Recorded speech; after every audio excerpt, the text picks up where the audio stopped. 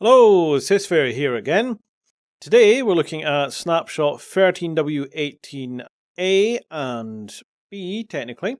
Reason being is A was actually out for an incredibly short amount of time before B was released, as there was a few bugs.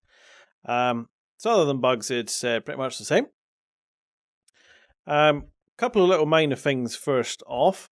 There's apparently a new texture loading system.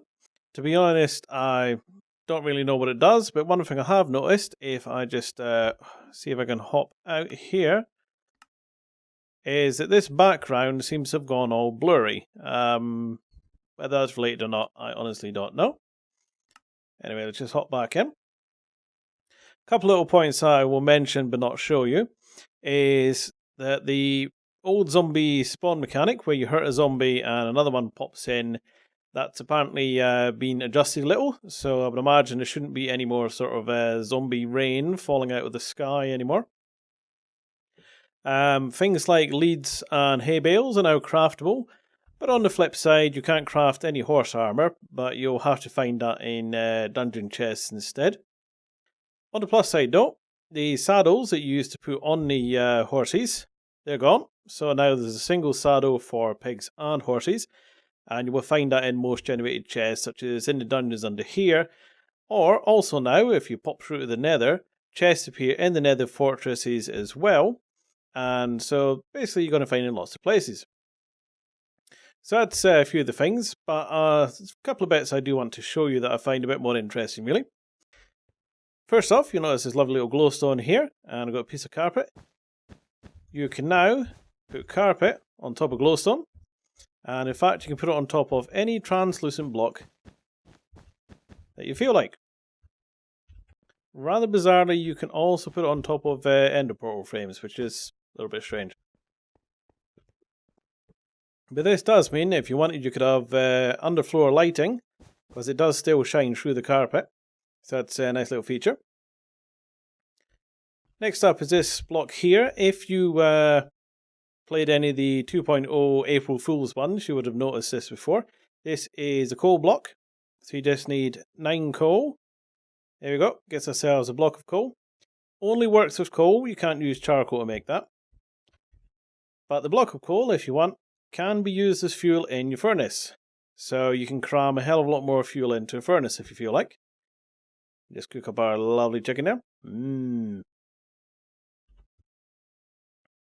Final couple of little things though, and these are my absolute favourite.